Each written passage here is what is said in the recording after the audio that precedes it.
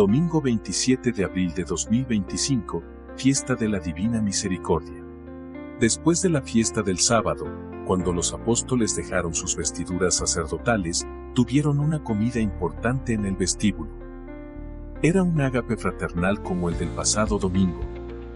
Tomás debe haber celebrado el sábado en otro lugar, pues he visto que llegó al término de la comida y entró en la sala del cenáculo. No había oscurecido y la lámpara no estaba encendida en la sala. Algunos apóstoles estaban allí y otros entraban en ese momento. Iban y venían porque se revestían de sus largas vestiduras blancas y se disponían para la oración como la vez pasada. Pedro, Juan y Santiago ya se habían revestido. Mientras se disponían para la oración vi entrar a Tomás. Cruzó la sala entre los ya revestidos y se dispuso a tomar sus vestiduras. Unos le hablaban. He visto que alguien le tomaba de las mangas, otros levantaban las manos en forma de juramento y de testimonio contra su incredulidad. Tomás se portaba como un hombre que está apurado en revestirse, ya que no podía o no quería creer lo que los otros le aseguraban. En este momento entró un hombre con un delantal, que parecía un servidor de la casa, con una lámpara encendida en una mano y en la otra un bastón terminado en gancho, con el cual ensartó la gran lámpara del medio, la bajó a su alcance, la encendió y la volvió a subir, luego salió. Vi a María Santísima, a Magdalena y a otra mujer que se disponían a entrar en la sala. Pedro y Juan le salieron al encuentro. La otra mujer quedó en la antesala, abierta por el medio y una parte de las salas laterales. Las puertas del patio y las que daban a la calle estaban cerradas. En los espacios de la sala lateral había muchos discípulos de Jesús. Al entrar María Santísima y la Magdalena, cerraron las puertas y se dispusieron para la oración. Las santas mujeres permanecieron reverentes a los lados de la puerta, de pie, con los brazos cruzados sobre el pecho. Los apóstoles oraron de nuevo hincados delante del Santísimo como primer acto, luego, debajo de la lámpara, de pie, cantando salmos alternativamente, como en el coro. Pedro estaba de cara vuelto al Santísimo y Juan y Santiago el menor a sus lados. Los demás apóstoles estaban alineados en torno de la lámpara a ambos lados. El espacio del medio que miraba al Santísimo estaba libre. Pedro tenía sus espaldas hacia la puerta. Detrás de ellos, más distantes, estaban las santas mujeres. Hubo una interrupción en la oración, parecía que ésta había terminado. Vi que hablaban como si quisieran ir hacia el mar de Tiberíades y repartirse por los pueblos de esa región. De pronto se vieron sus rostros como esclarecidos y transformados por la presencia del Señor. Vi en ese momento al Señor, resplandeciente, venir por el patio. Llevaba vestidura blanca y cinturón de igual color. Se acercó a la puerta de la antesala, que se abrió y se volvió a cerrar detrás de él. Los discípulos vieron cómo se abría la puerta y se apartaron dando lugar al Señor. Jesús avanzó rápidamente y se colocó junto a Pedro y a Juan, los cuales se retiraron, cediéndole el lugar del medio. Su modo de caminar no era como el andar acostumbrado de los hombres ni tampoco de fantasma. Me recordó a un sacerdote que avanza sereno y grave en medio de los fieles, que están respetuosos a ambos lados y le dejan paso. De pronto todo era en la sala brillante. Jesús estaba rodeado de resplandor. Los apóstoles se retiraron, pues de otro modo, estando dentro de esa luz, no lo hubieran podido contemplar. Jesús dijo, «La paz sea con vosotros». Luego habló con Pedro y Juan. Me pareció que era una advertencia para ellos, habían hecho algo no conforme a lo mandado, sino por su voluntad, por eso no habían tenido éxito en lo que hicieron. Se refería a ciertas curaciones que habían intentado al regreso de Tenatzilo y Sichar, donde no habían obrado todo según lo prescrito por el Señor, sino según sus propias ideas. Les dijo cómo debían hacer otra vez cuando volvieran. Después de esto se acercó a la lámpara y todos se agruparon en torno de él. Tomás, muy avergonzado en la presencia del Señor, se había retirado algo más atrás. Jesús tomó con su mano derecha la mano derecha de Tomás e introdujo el dedo índice de Tomás en la llaga de su mano izquierda. Luego tomó la mano izquierda con su izquierda, introduciendo el dedo pulgar del apóstol en su llaga derecha.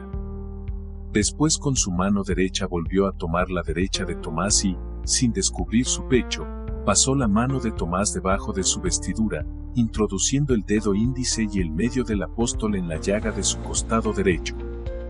Dijo algunas palabras mientras hacía esto. Tomás cayó como desmayado y conmovido, mientras decía, «Mi Señor y mi Dios». Jesús retenía su mano derecha. Los presentes lo sostuvieron y Jesús lo levantó con su divina mano. Esta caída y este levantamiento tenían su significado. Cuando Jesús tomó la mano de Tomás, he visto las llagas del Señor, no como llagas sangrientas, sino como pequeños soles resplandecientes. Los demás discípulos estaban muy conmovidos por esta aparición del Señor y levantaban y estiraban sus cabezas para ver lo que el Señor hacía con Tomás. A la Virgen Santísima la vi durante esta acción como fuera de sí por el éxtasis, silenciosa y recogida. La Magdalena mostraba más su emoción, aunque menos exteriormente que los discípulos. Jesús no desapareció enseguida, habló aún y pidió algo de comer como la primera vez. He visto de nuevo cómo sacaron del lugar donde estaba oculta la mesita, una fuentecilla ovalada con un pez. Jesús comió del pez después de haberlo bendecido, y dio parte de él mismo, primero a Tomás, luego a los demás. Jesús declaró por qué estaba en medio de ellos, que lo habían abandonado, y por qué no estaba siempre con aquellos que le habían permanecido fieles. Explicó por qué había dicho a Pedro que confirmara a sus hermanos. Volviéndose a todos los presentes les dijo que quería dejarles a Pedro como jefe, aun cuando éste le había negado. Añadió que debía ser pastor del rebaño y habló del ardor de Pedro. Juan trajo en sus brazos, desde el lugar del Santísimo, aquel manto bordado, amplio, a modo de capa pluvial, que Santiago había recibido de María, confeccionado en los últimos tiempos por las santas mujeres de Betania. Trajeron también un báculo imitando un bastón de pastor, era alto, hueco, esbelto y doblado en la parte superior como los báculos episcopales. El manto o capa era de color blanco, con anchas rayas rojas, tenía bordados de espigas, racimos de uvas y un cordero con otros adornos de distintos colores. La capa era amplia, larga hasta los pies y estaba sujeta por delante con una especie de escudo cuadrado de metal. Los lados de la capa tenían listas de color rojo y letras bordadas. Tenía una capucha blanca que podía alzarse para cubrir la cabeza. Ahora veo a Pedro hincado, delante del Señor, que le da un bocado redondo, como un panecillo, no vi que lo haya sacado de ningún plato o lugar de allí, el bocado brillaba. Tengo la persuasión de que Pedro recibe en este momento una fuerza extraordinaria. Veo que sopla sobre él y le da con eso una fuerza, un poder, infundiéndole una potestad. No era en realidad un soplar sobre él, era algo real, existente, palabras y fuerza que pasaban de Jesús a Pedro por medio de las palabras. Veo que Jesús acerca su boca a la de Pedro y derrama en la boca y en los oídos de Pedro una fuerza, una potencia, que veo pasar del Señor a Pedro. No era todavía el Espíritu Santo, que vino sobre él en Pentecostés, era algo que pasaba a Pedro y que sería vivificado el día de Pentecostés.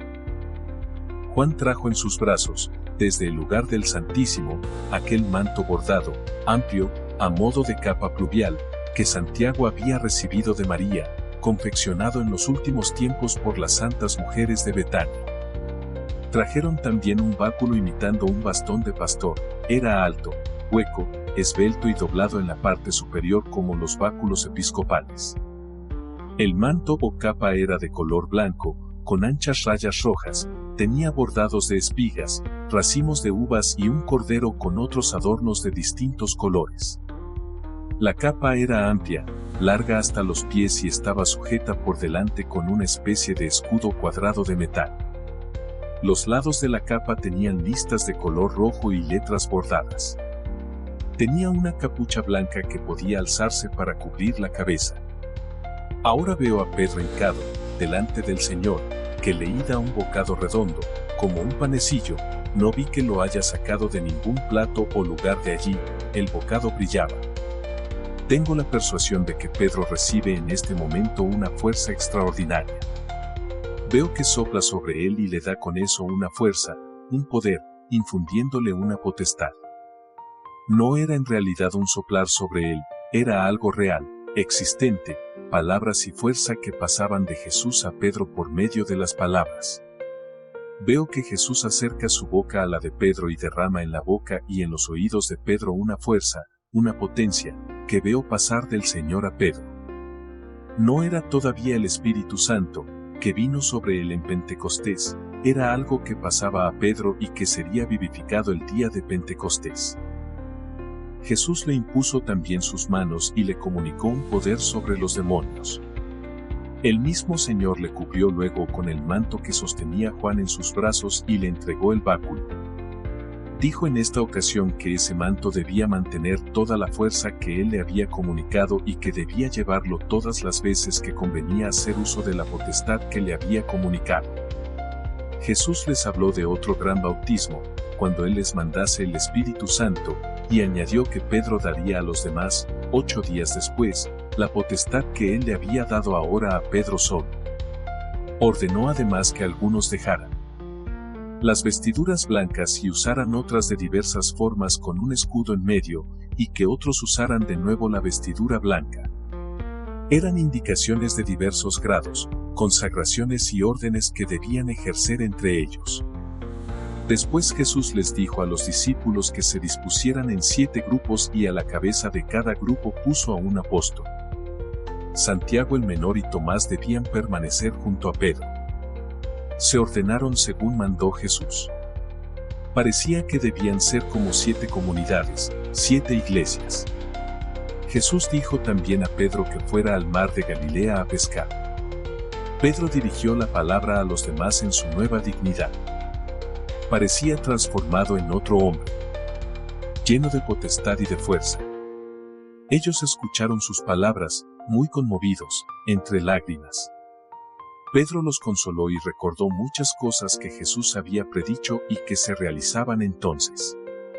Recuerdo que dijo, entre otras cosas, que Jesús sostuvo durante 18 horas los desprecios y las villanías de todo el mundo. También dijo lo que faltaba para que se cumplieran los 34 años de la vida de Jesús. Cuando Pedro comenzó a hablar, Jesús ya había desaparecido. Ninguna maravilla, ninguna extrañeza interrumpió las palabras de Pedro en su discurso, pues aparecía ahora con una fuerza y con un poder renovados. Cantaron unos cantos de acción de gracias. No he visto que Jesús haya hablado con su madre ni con Magdalena en esta ocasión.